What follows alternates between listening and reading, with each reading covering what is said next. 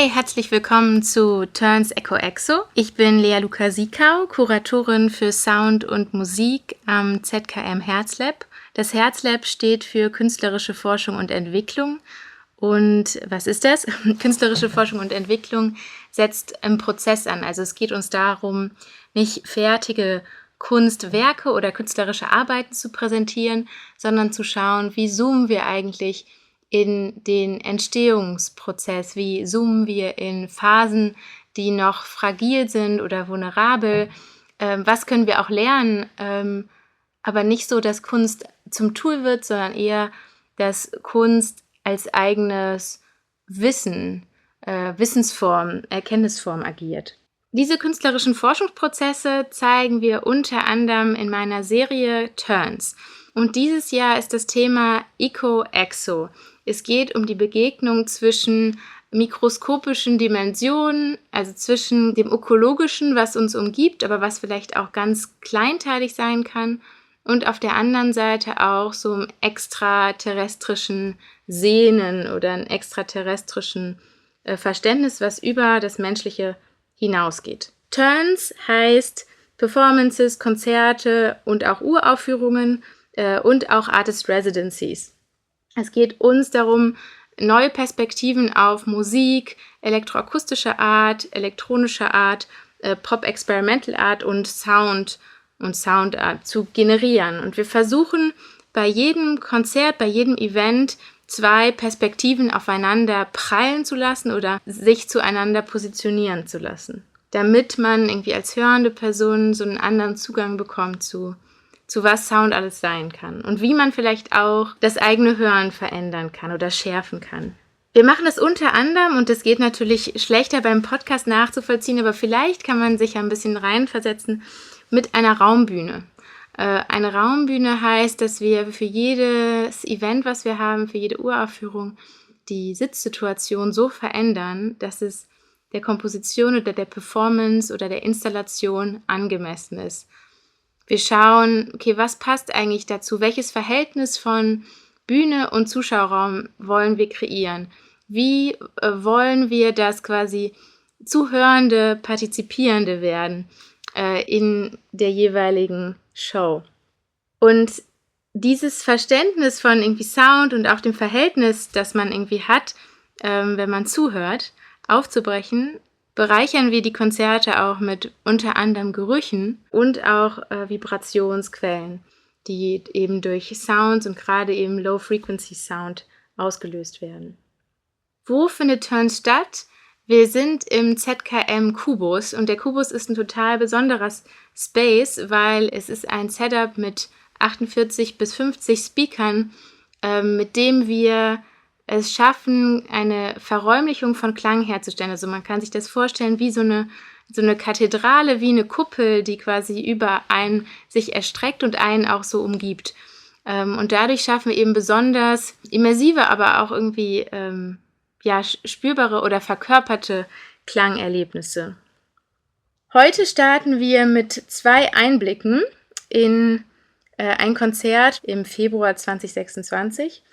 Und der Titel ist Barking Fauna. Also es geht um die Tierwelt, es geht darum, wieder so eine andere Perspektive anzunehmen. Und hier konkret die Perspektive von unterschiedlichen Spezies. Wir fangen an mit einem Stück von Sara Lana, die mehrere Spezies aufgenommen hat und unter anderem auch binaurale Aufnahmen von Straßenhunden. Also sie hat quasi Hunde verkabelt und ein Mikrofon oder 2 Mikrofone jeweils auf das Ohr von Hunden gelegt und sie dann damit durch die Straßen laufen lassen und das dann in eine Komposition überführt. Hierzu hören wir auch gleich noch ein bisschen Saras Eindrücke vom Stück. Die zweite Komponistin und Instrumentenbauerin, die wir da haben werden, ist Blasco. Blasco arbeitet an ihrem Stück Fauna und hat uns auch ein ganz neues Instrument mitgebracht, was sie hier am ZKM uraufführen, quasi zum ersten Mal benutzen wird im Konzert. Und ihr geht es darum, das Eigenleben selbstgebauter Instrumente zu erforschen. Also sie baut elektronische Instrumente, aber auch Instrumente, die aus ökologischen oder Naturmaterialien entstehen. Sie ist interessiert an Irregularitäten dieser quasi Found Footage oder Found Objects und versucht, die so auszuhorchen, wie als wäre es eine eigene Tierwelt, aber auch gleichzeitig mit Input zu geben und mit zu musizieren. Die beiden Inputs werden auf Englisch sein und ich würde sagen, ich wünsche ganz viel Vergnügen und hoffentlich spannende neue Sounderkenntnisse.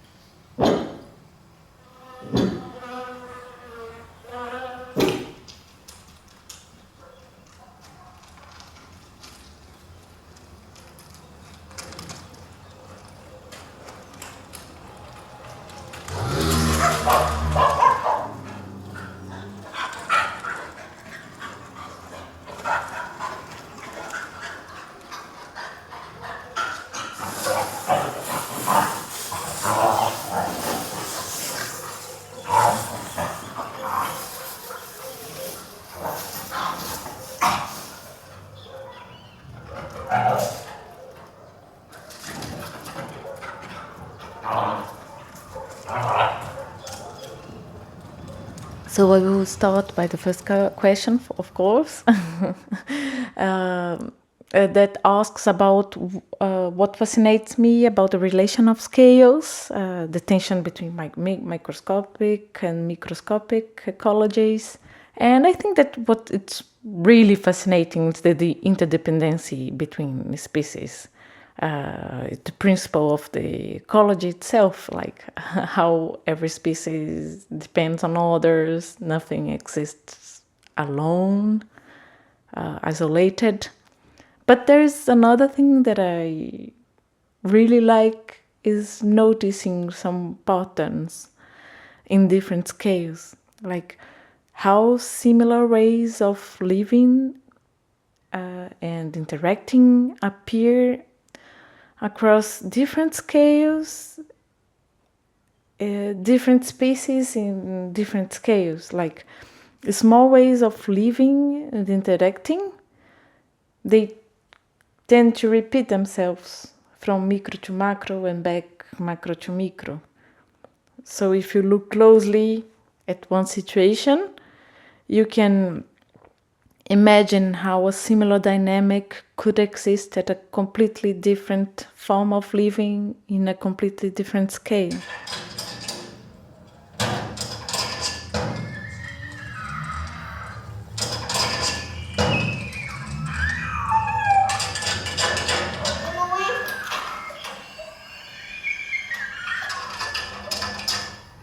So, how do I work with the concepts of sound and specialization? In Mud Dogs, our idea was to record the same environment simultaneously from different points of perspective, and we also wanted to experience a mobile recording.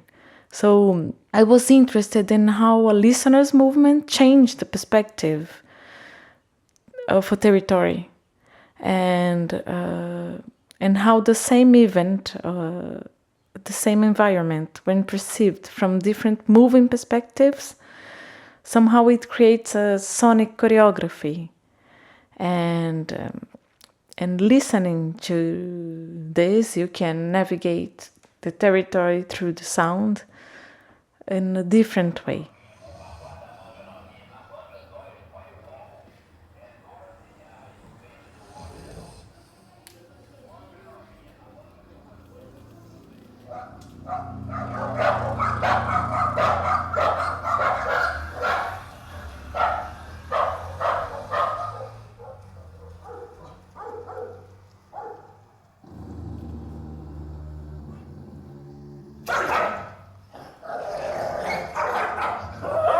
So Mud Dogs started during a residency I did in a neighborhood close to Belo Horizonte, the city where I grew up.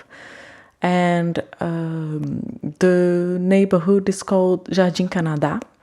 It's a place a bit rural, but also starting to be urbanized.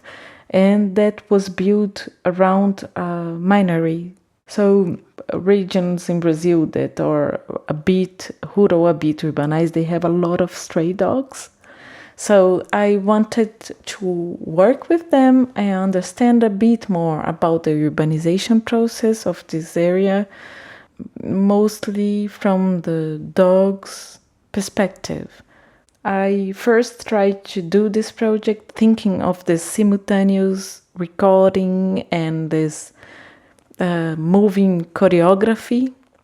I was interested in work with radio transmitters. So I first created radio collars, dog collars with radio transmitters.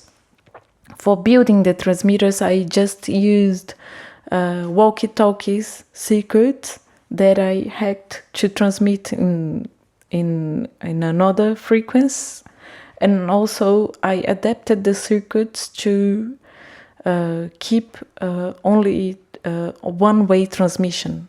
And once I did this, I started putting the collars in the dogs, and 5 dogs at the same time. And I had a radio receiver, a backpack, where I had the radio receivers, and I could synchronize to each dog and listen to them simultaneously and understand a bit about their territory and their lives. But after Felix arrived, I wanted to work with him in using better quality recordings, because the radio was quite well for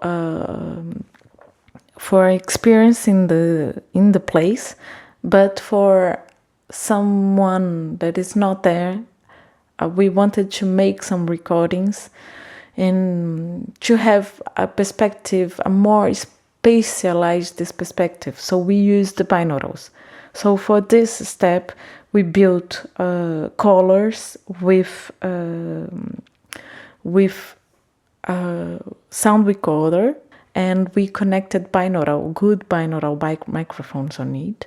And then we started recording. We recorded 5 dogs, and we did a lot of for a week or more. And then for the edition, we decided to create a narrative, like one-day narrative, with a lot of sleeping times, a lot of pack moments, like collective moments, a lot of interaction with another being, sometimes the cat, sometimes the rats, interaction with the waters, interaction with the humans, sometimes peaceful, sometimes with a lot of tension. So we try to reveal all of this in this sound piece.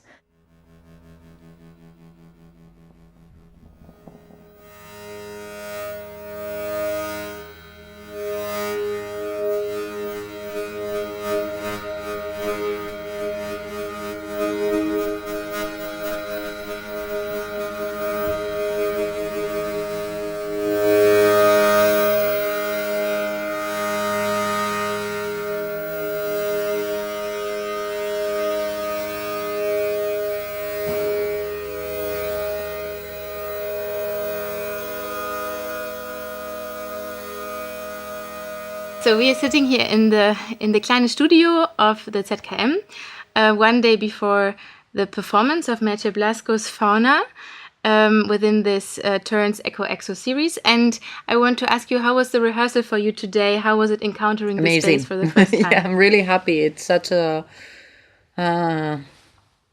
luxury to play in this room where you can really hear all the fine details, and also working with Sebastian and Götz was wonderful. And yeah, like we could play with moving the sounds, because the piece has like mainly 3 main movements, and we could really adapt each one of them, preserving the intention, but yeah, like making it like flourish more or like shine more in this space. I'm so happy.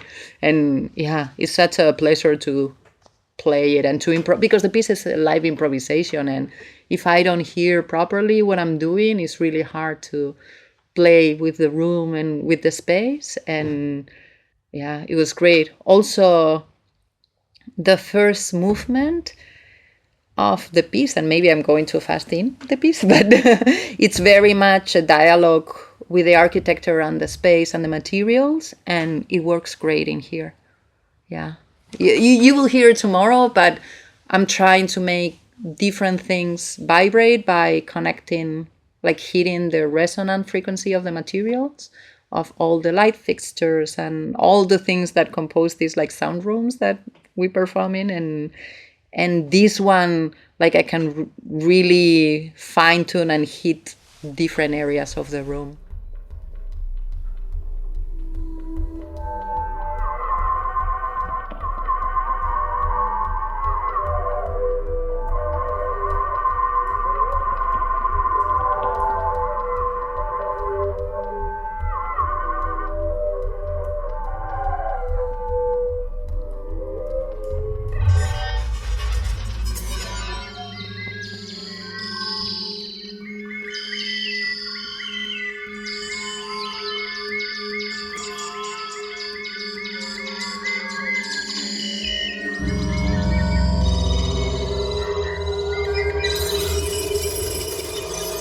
I decided to call it Fauna because the kind of like the it's a live improvisation with all these different instruments, creators, entities that I'm in conversation with, and because the piece keeps evolving and changing, and like to me calling it Fauna also because I feel about my instruments like they are, I don't know, like live creatures. Like it felt like a right name for all these like gatherings that keep changing, but it's all like we are all a fauna performing with each other in a way. And so the instrumentation has been evolving, and I'm constantly like tweaking things and also adding things. Like there's a new instrument that I haven't named yet because it's very new, that I'm premiering tomorrow with like a part of a tree that I collected in a recent trip to my hometown. And then there is Lobatus and Polvo, which are more like old friends. Like they're one of the first instruments that I built, but they have evolved a lot also with me. And actually, Lobatus and Polvo, like it's kind of like two instruments in one with two different skins. And I started with Lobatus, which has these ceramic pieces. It's like a box, like a wood box with different like sensors. Then light sensors mainly, because I like to play with some like site-specific elements of the place where I'm performing. And I created these ceramic pieces because my intention with this instrument is that I wanted to play with low frequency beating effects that is this phenomenon that happens when you have like two sine waves very close to each other, like changing slightly, and there's this like third like sound component that emerges out of the relationship between these two that I found very poetic. So I wanted to create an instrument to just explore that. And because the effect happens when there's a very, very small difference in the frequency of the two tones, I wanted to create it with a material that would sort of like invite me or even force me to play it like delicately. So that's how Lobatus was born. And then after playing with Lobatus for some years, I realized that I had also kind of like a DJ set table for myself, because there were these like three rotating pieces, and I was missing a little like a different type of gesturality, like being able to move in a different way during the performance. So I built this sort of like second skin for the instrument that it's kind of like a DJ table, also as a joke to myself, because at the beginning when I said that I made electronic music, everybody was like, "Oh, you're a DJ," and I was like, "No." So, but I love I don't know, like this. I wanted to play a little bit with the reference of the scratching gestures and that people usually associate with electronic music. So I built that second part, and that's made of acrylic discs that has like a certain shape. That it's not like that's something else that it's very important in all these instruments, like the materials, the texture, the touch. Like it needs to be, I don't know, like something interesting for me to explore live, because the improvisation also comes from there, from like touching different entities, exploring them with my fingers, versus touching a keyboard or something made out of plastic or silicone, which gives me a little bit less.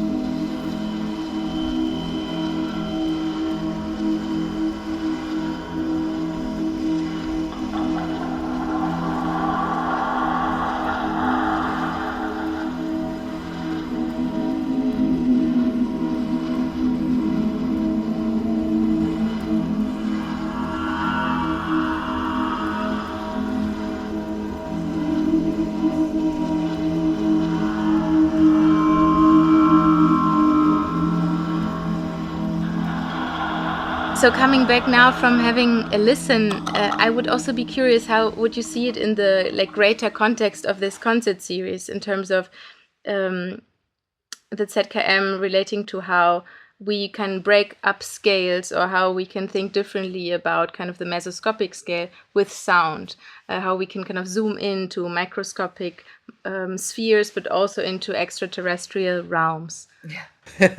Yeah, I mean, I think through sound or the way I approach sound and all these different like technological mediums, like talk to the ability to listen to things that we don't hear but are there, for example, and not just like amplifying very microscopic sounds or animal sounds that you wouldn't hear otherwise, or that get like hidden by traffic sound or by human-made sounds. But there's a part also that I didn't mention, like the second part, I'm actually sonifying like the sound of the electricity in the room, and the electricity, or like different devices that we, like home household devices, like how, like the energy that produce, like how the energy circulates in their bodies. That is obviously energy that is surrounding us and affect us, but we don't hear. So I play with the sonification of that. So there's like I feel there is a zooming in and zooming out at different scales and realms that is related to that. Thank you so much. Yeah, I think it was fascinating to get a little glimpse in your practice. Enjoyed the podcast and look forward to next concert, which will be with Luisa Palmi and Pierre Alexandre Tremblay.